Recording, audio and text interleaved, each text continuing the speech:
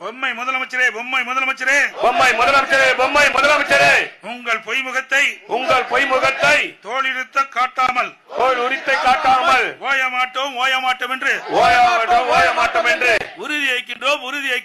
உறுதியேற்கின்றோம். மக்கள் விரோத விடியா திமுக ஆட்சியிலே, குடிநீர் கட்டணம் உயர்வு, கழிவுநீர் கட்டணம் உயர்வு,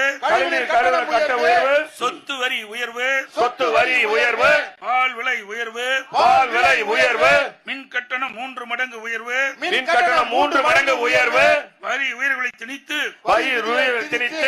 ஏழை எளிய மக்களின் வயிற்றில் அடிக்கும்